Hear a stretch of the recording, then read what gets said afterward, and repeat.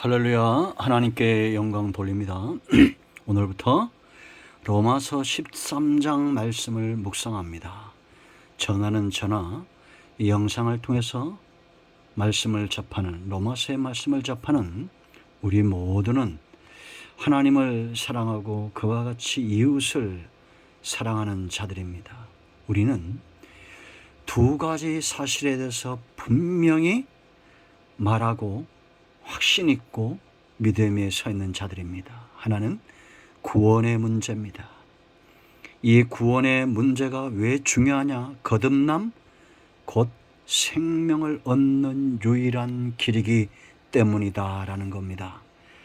자녀가 부모를 통해서 생명을 얻든 그가 일생 살다가 예수님을 만나는 순간 생명을 얻는 겁니다. 마지막 때 우리가 많은 것들이 흔들릴 수 있지만, 확신이 옅어지고 약해질 수 있지만, 그러나 구원해 주는 오직 예수님이라는 것을 우리는 분명히 믿어야 됩니다. 하나님이 이 믿음을 우리 가운데 선물로 주셨기 때문입니다. 예수님 외에 메시아다 그리스도 하는 모든 자들은 다 도둑놈들입니다.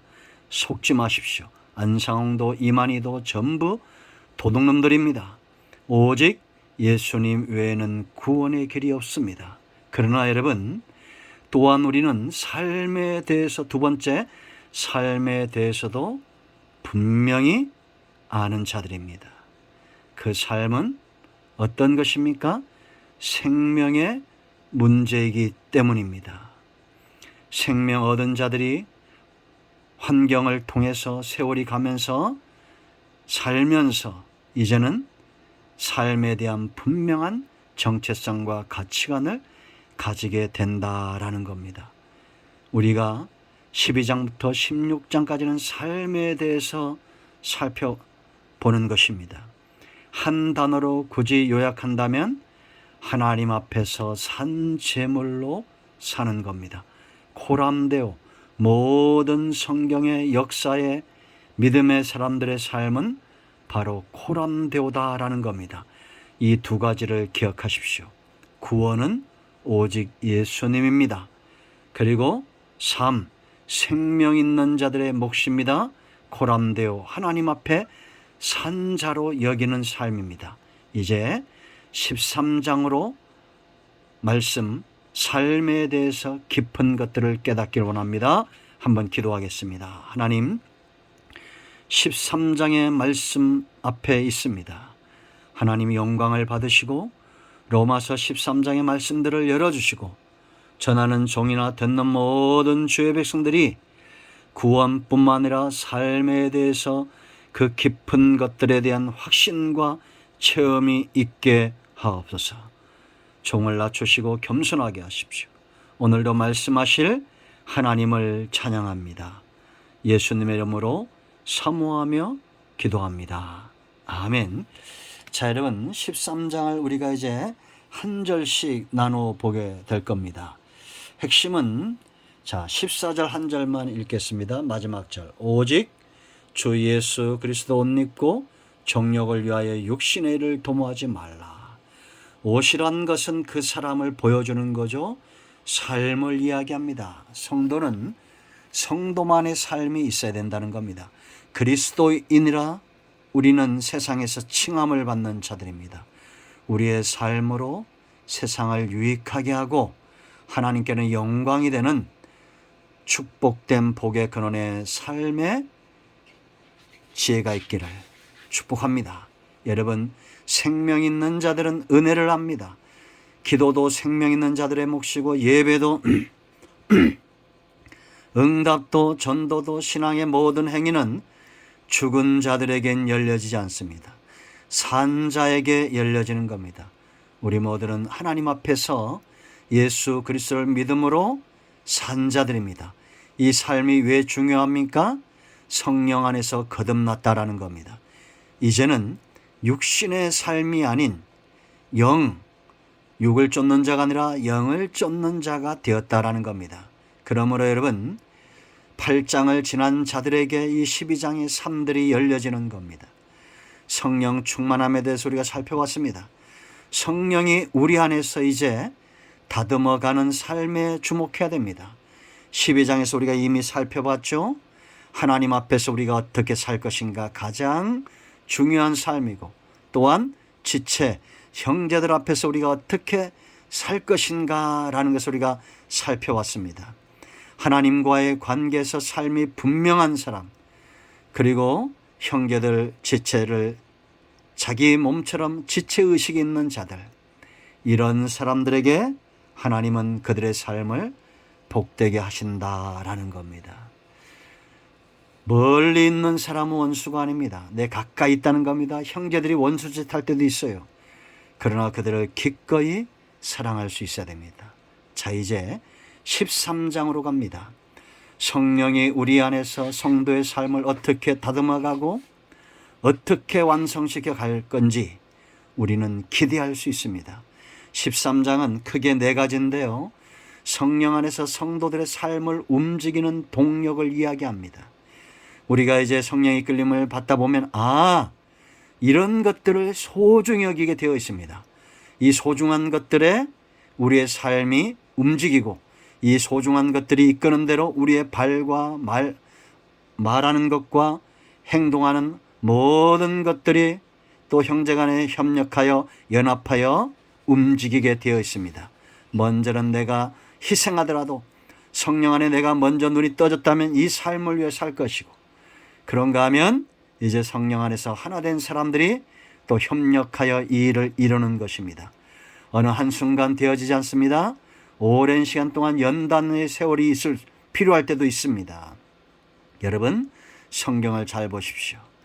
모세와 이스라엘 백성들이 처음부터 잘 맞았습니까? 아니잖아요. 삐걱거리기 시작합니다.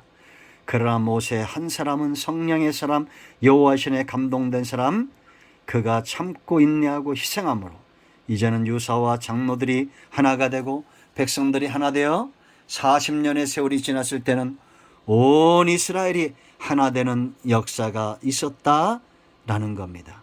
성령은 가장 중요한 것들을 우리 속에 마치 자동차의 엔진, 동력이 있어야 움직이듯이 성령은 우리 안에서 가장 중요한 것들을 알게 하고 깨닫게 하고 그것이 움직이는 대로 움직이는 그런 삶을 살게 한다라는 겁니다.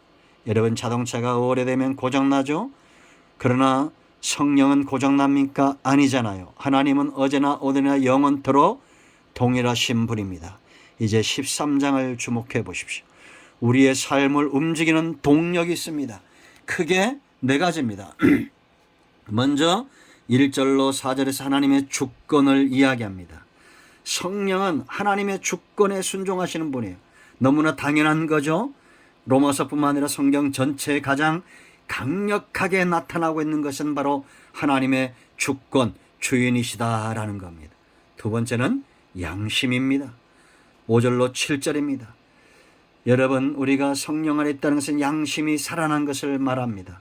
얼마 전에 우리는 좋지 못한 사건을 접했죠. 옆에서 어르신들이 와서 식사한다고, 그들이 떠든다고 왜 예수 믿는 사람들이 그들을 욕합니까? 이거는 양심이 화인 맞은 겁니다. 우리가 양심이 깨어있다는 것은 우는 자들과 함께 울고 웃는 자들과 함께 울며 생명과 평안을 쫓아 행하고 온갖 좋은 것들의 열매를 맺는 것 아니겠습니까? 세 번째는 사랑입니다. 성령의 첫 번째 열매죠. 8절로 10절입니다. 성령의 사람은 사랑의 눈이 떠지게 돼 있어요. 이걸 깨우쳐 알게 하는 겁니다. 마지막 11절로 14절, 이 세대를 알라라고 말합니다. 이 세대를 알라, 자다가 깰 때가 되었다는 겁니다. 우리가 이제는 깨어 움직여야 된다는 거예요. 성령은 이 시대 가운데 저와 여러분과 협력하신다라는 겁니다. 이제 우리가 본문으로 돌아가서 이 말씀의 깊은 것들을 알게 될 것입니다.